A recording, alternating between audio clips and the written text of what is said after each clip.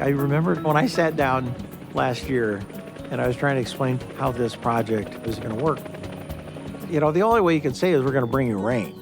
And they look at you like, well, how are you going to do that? I see you. I see you.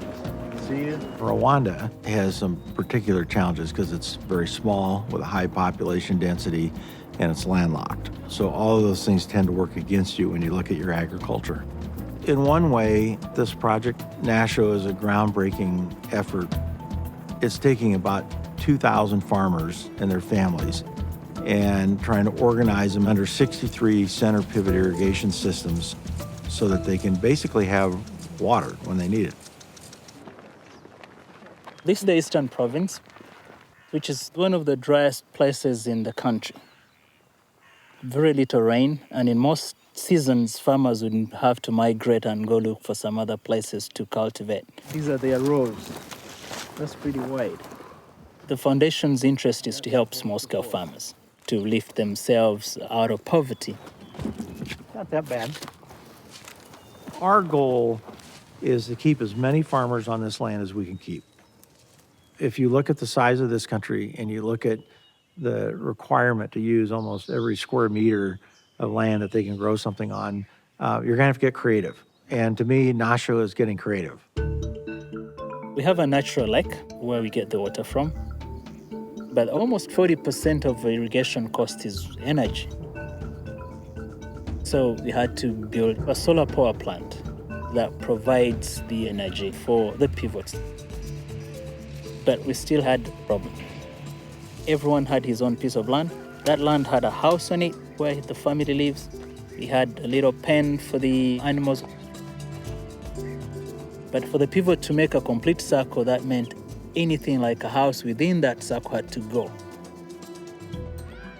So that means we had to build a new resettlement. Convincing them to move was difficult. Impungenge zo twarazigize ntabwo twabyumvaga neza no kubyitabira byabanje kugorana cyane ntabwo abaturage babyumvaga neza. Fortunately, we gave them better houses than what they were living in. They are closer to a school, they have domestic water nearby, they have light, electricity, so they can do homework and read. The new houses are comprised of main sitting room, bedroom, a kitchen, and a kitchen garden where they grow vegetables. Many of them preferred that bigger house, but there was another piece to this project. The least size of land you need to make a pivot profitable is 10 hectares. None of them had that kind of land. So we had to tell them that working individually is not going to help them. We had to organize the farmers into a cooperative. Although it's all under one pivot, the farmer still owns the land. What they have to do is get together and plant the same seed, make sure they control the weeds the same way. They have never worked together as a group to that extent. So they couldn't imagine that they would be able to agree on anything. Back home, I couldn't get 3 farmers to agree to anything. Now you're asking, a couple thousand farmers to agree to something. Without their commitment to this, it would be impossible to try to do it. If they're planting corn, they all have to plant corn, they all have to use the same fertilizer, they have to plant the same variety. The level of faithfulness and also trust in their colleagues has increased. The farmers previously used to grow really for consumption, but now a lot of it is to be sold. We've not given them any money. The investment from the foundation is the irrigation infrastructure, and also to train the farmers so that they can now sustainably make use of that investment.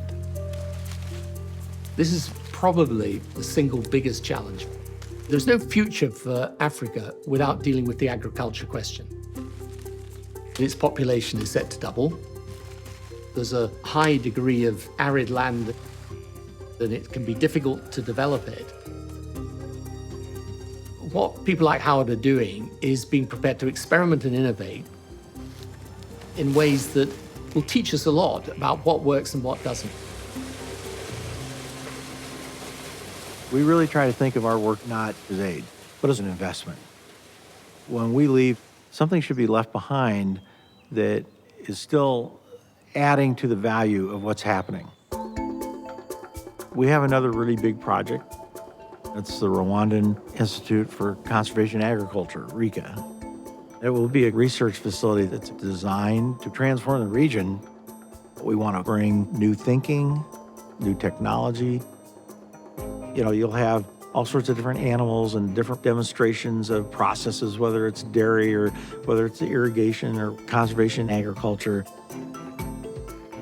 As we learn what can change productivity and can improve the situation for farmers, a key component will be then getting it out to the farmers and changing it on the farm. Right now, we're training the future leaders in the United States. We have about 180 slots at the University of Nebraska. The idea is that the majority of the students will become professors at RICA. And, it'll be a Rwandan institution.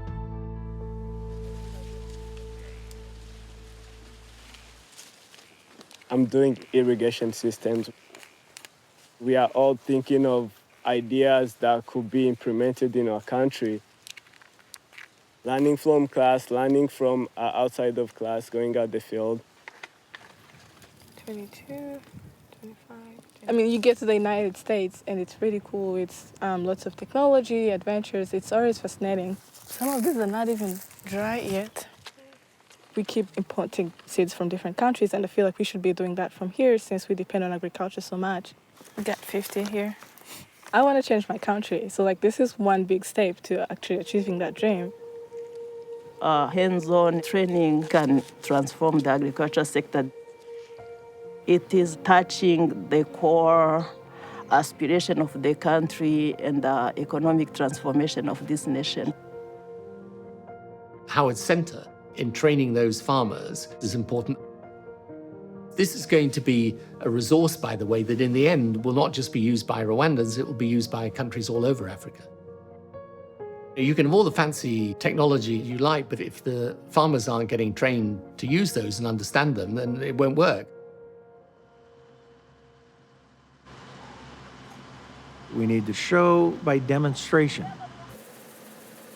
which is the most powerful way to do it. Good morning. Good morning. How are you? And that's what this project is about here at Nasho. So the next few years, we hope that you can learn how to improve some of your planting. Agriculture is a key sector of our economy.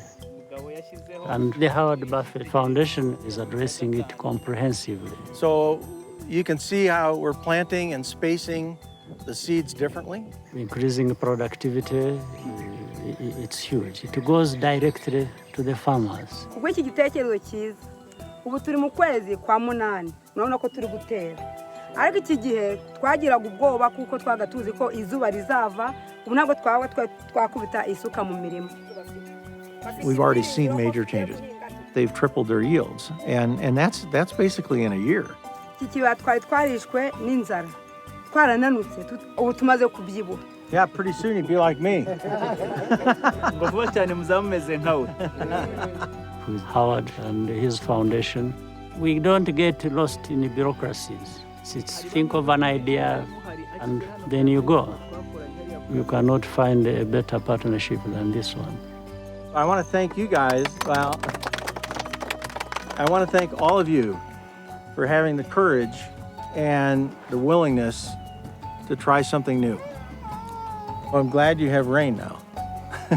Ashimishwe nuko noneho mufite imvura mudategereza n'imvura mubona igihe muyishakiye.